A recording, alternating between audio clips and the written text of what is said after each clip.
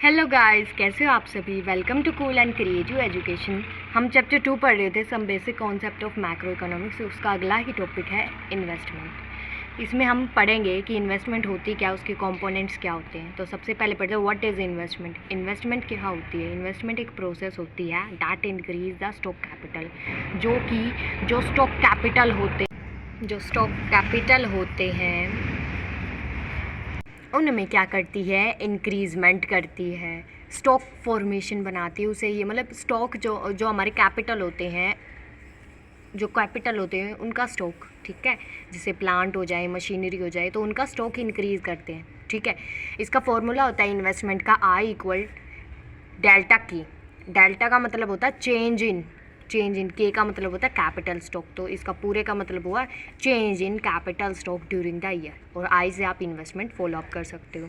Then इसमें next point मैंने investment में ही लिख रखा है, change in the stock of capital is called capital formation.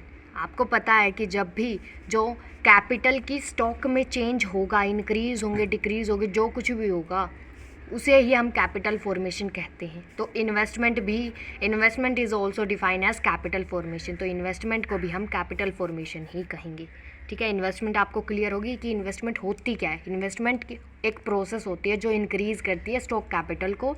उसका फॉर्मूला है हमारे पास आई इक्वल डेल्टा की, सिंपली, और इसे हम कैपिटल फॉर्मेशन कहते हैं, सिंपली, ओके। अब हम करते हैं कंपोनेंट्स ऑफ इन्वेस्टमेंट, मतलब टाइप एज कह सकते हैं हम कि कंपोनेंट्स क्या हैं।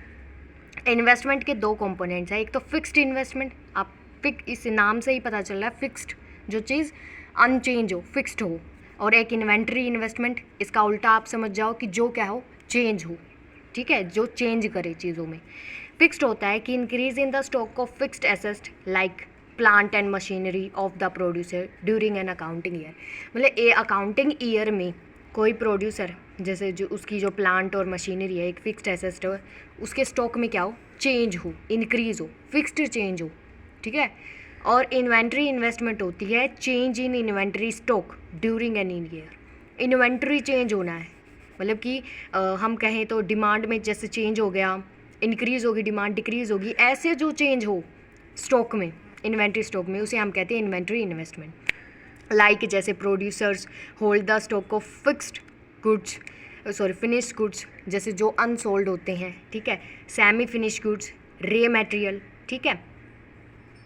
मैं आपको इन गुड्स को भी एक्सप्लेन कर देती हूँ। फिनिश्ड गुड्स क्या होते हैं। फिनिश्ड गुड्स वो होते हैं जो अनसोल्ड होते हैं, ठीक है। और सेमी फिनिश्ड गुड्स वो होते हैं goods which are in the process of production, जो अभी प्रोडक्शन की प्रोसेस में हैं, ठीक है, अभी इन्वॉल्व हैं। रे मटेरियल, सिंपली, ठीक है। इन्हीं को ही हम क्या कहते हैं, इन्हीं को ही हम इन्वेंट्री इन्वेस्टमेंट कहते हैं।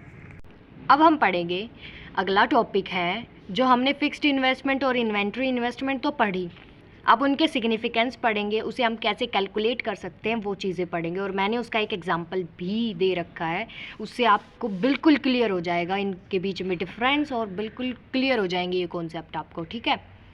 तो अब करते हैं हम सिग्निफिकेंस ऑफ फिक्स्ड इन्वेस्टमेंट। देखो, फिक्स्ड इन्वेस्टमेंट मैंने बताई थी कि फिक्स्ड जो एसेट है, फिक्स्ड जो संपत्ति है, प्लांट एंड मशीनरीज हैं, उसमें क्या करना है, फिक्स्ड चेंज, ठीक है, चेंज होना, इंक्रीज होना। तो fixed investment rise production capacity of the producer, मतलब जो प्रोड्यूसर की है क्या होती है, अगर वो फिक्स्ड चेंज होगा, अगर इन्वेस्टमेंट फिक्स चेंज होगी, मतलब इंक्रीज़ हो जाएगी, तो उसकी जो प्रोडक्शन कैपेसिटी है वो भी अच्छी हो जाएगी, वो भी बढ़ेगी कि नहीं। अगर उसकी जो प्रोडक्शन कैपेसिटी है वो बढ़ेगी प्रोड्यूसर की, तो वो क्या करेगा, फिक्स्ड इन्वेस्टमेंट जो करेगा, उसकी जो लेवल ऑफ आउटपुट है वो भी अच्छा हो जाएगा, होगा कि नहीं। फिर अगर उसका हायर लेवल ऑफ आउटपुट हो जाएगा, फिक्स्ड इन्वेस्टमेंट हो जाएगी बिकॉज ऑफ फिक्स्ड इन्वेस्टमेंट, तो क्या होगा, जो इकोनॉमिक ग्रोथ है उसकी, ठीक है, इकोनॉमिक ग्रोथ हो जाएगी, अच्छी होगी, मतलब जीडीपी की ग्रोथ अच्छी हो जाएगी, है ना। तो बस 3 ही पॉइंट है, जब अगर फिक्स्ड इन्वेस्टमेंट होगी तो क्या होगा, प्रोडक्शन कैपेसिटी बढ़ जाएगी, प्रोडक्शन कैपेसिटी बढ़ेगी तो आउटपुट हाई इंक्रीज होगी, इससे क्या होगा, जीडीपी में ग्रोथ होगी, ठीक है। और यही मैंने इसमें लिखा है, I can read fixed investment rise production capacity of the producer. ये मैंने आपको बता दिया कि प्रोडक्शन कैपेसिटी को बढ़ाती है अगर प्रोड्यूसर फिक्स्ड इन्वेस्टमेंट करता है। दूसरा, अगर वो by rising production capacity of the producer fixed investment leads to higher level of output in the economy. Higher level of output because of fixed investment leads to higher rate of economic growth, जिसे हम कहते हैं GDP growth. Okay, ये मतलब 3 ही point मैंने बताए हैं इसके सिग्निफिकेंस। अगर फिक्स्ड इन्वेस्टमेंट करेंगे तो प्रोडक्शन बढ़ेगा, प्रोडक्शन बढ़ेगा तो प्रोडक्टिविटी मतलब आउटपुट बढ़ेगी, आउटपुट बढ़ेगा तो ग्रोथ होगी। सिंपली यही 3 पॉइंट मैंने इसमें एक्सप्लेन करे हैं। अब आ जाता है कि पता कैसे चले कि फिक्स्ड इन्वेस्टमेंट कितनी हुई है, ठीक है, तो उस करंट ईयर की। तो मैंने उसका फॉर्मूला लिख रखा है और बिल्कुल मैं इसे आराम से समझाऊंगी, कोई जल्दी नहीं है। Fixed investment of current year निकालनी है तो हमें इसका फॉर्मूला सिंपली आपको याद रखना है। Fixed investment and of the year minus करेंगे उसमें से fixed investment at the beginning, ठीक है। एक एग्जांपल के साथ मैं इस फॉर्मूले को समझाऊंगी आपको।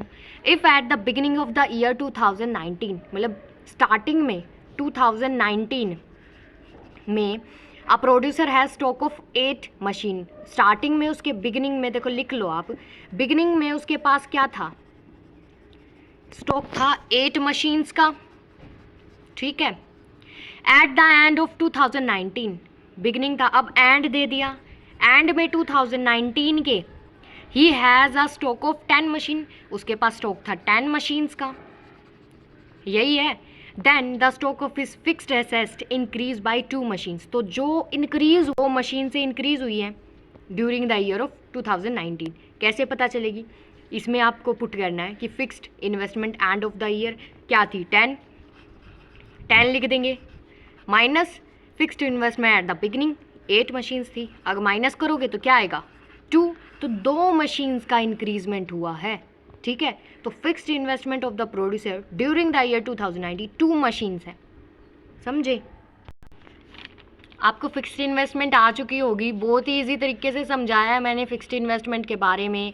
उसका फॉर्मूला मैंने आपको बता दिया कि fixed invest and of the year कितनी है, उसमें से माइनस कर देंगे fixed investment at the beginning कितनी है, ठीक है। ईजिली फॉर्मेट में मैंने आपको बताया। आगे जो इसमें डिफ़िकल्ट चैप्टर है मैं उनको बहुत ही ट्रिक के साथ और ईजी फॉर्मेट में आपको बताऊँगी।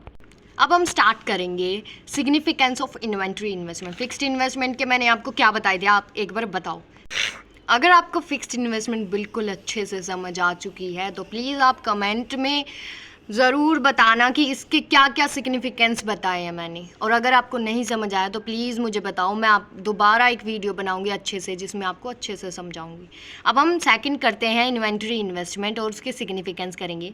इन्वेंट्री में क्या था, चेंज इन स्टॉक, वो मतलब डिमांड हो, इंक्रीज़ हो, डिक्रीज़ हो, जब जो चेंज होता है स्टॉक में उसे कहते हैं हम इन्वेंट्री इन्वेस्टमेंट। उसके सिग्निफिकेंस क्या है, with enough stock of raw material the producer can avoid day to day purchase from the market. Simply ये बात आपको समझ आ गई, जिससे क्या होगा, वो मार्केट को अवॉइड करने लग जाएगा, ठीक है। ये सिग्निफिकेंस है इसके।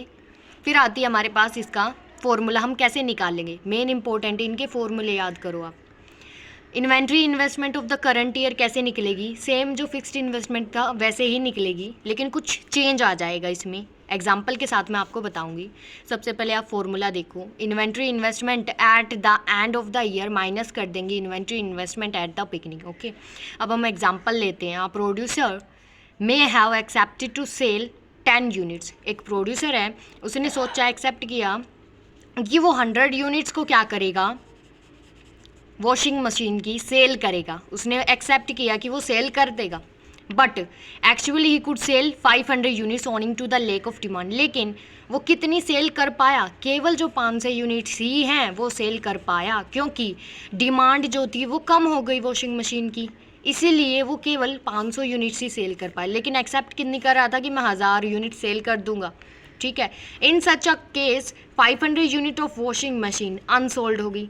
अनसोल्ड, ये जो और जो बच गई 500 वो क्या होगी, बिकी नहीं, वो स्टॉक ऐसा का ऐसा अनसोल्ड हो गया।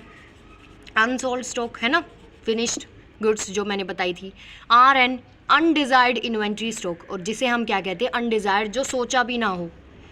सच आ स्टॉक लीड्स टू लॉस। तो ये जो है, ये जो स्टॉक है, ये किस में जाएंगे? लॉसेस में जाएंगे।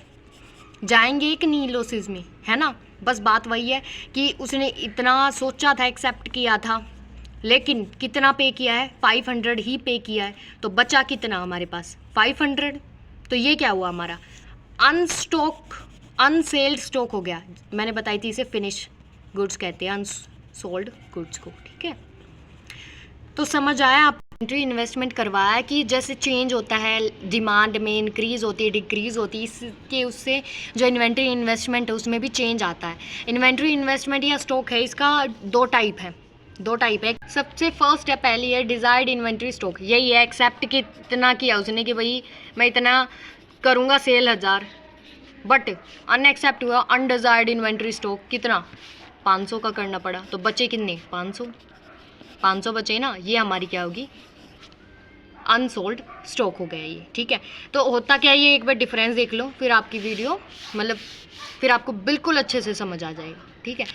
डिज़ायर्ड इन्वेंट्री स्टॉक क्या होता है? It refer to plan inventory stock. उसने प्लान किया होता है, एक्सेप्ट किया होता है। This is manage by the producer. और ये मैनेज किया जाता है प्रोड्यूसर के द्वारा to meet the future demand, कि जो फ्यूचर की डिमांड है उसे क्या कर सके? वो पूरा कर सके। तो ये प्रोड्यूसर के द्वारा मेंटेन किया जाता है। वो ही क्या करता है? प्लान करता है, उसे इतना इन्वेंट्री स्टॉक करना है, इतना नहीं करना, तो प्रोड्यूसर के द्वारा होता है। तो ये प्लान होता है, आप ये आराम से, प्लान्ड होता है, ठीक है।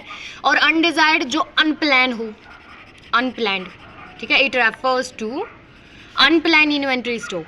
इट अराइज बिकॉज, ये अनप्लान क्यों होता है? क्योंकि ये क्यों बढ़ता है? Demand of the product low. क्योंकि जैसे कि ये एग्जांपल था वॉशिंग मशीन का, वो क्या थी? उसकी डिमांड कम हो गई थी। ऐसे ही सेम किसी प्रोडक्ट की डिमांड अगर कम हो जाती है तब ये सिचुएशन आती है, अनडिजायर्ड इन्वेंट्री स्टॉक, ठीक है। तो जो अनप्लान इन्वेंट्री स्टॉक है उसमें हम क्या करते हैं? लॉस को लीड करते हैं, उसमें हमें इसमें लॉस होता है हमें, ठीक है। और ये एक्सेप्ट सेम वो एग्जांपल के ही अकॉर्डिंग, ये प्लान होती है, ये अनप्लान्ड होती है, ठीक है। ये लॉस में होती है, लीड्स टू लॉस, ये लॉस को लीड करती है। ये डिमांड पर डिपेंड होती है प्रोडक्ट की, ठीक है। अगर वो लॉस में जा रहा है तो इसमें भी लॉस होगा। ये अनडिजायर्ड होती है, अनप्लान होती है, इसका किसी ने सोचा ही नहीं होता, ठीक है।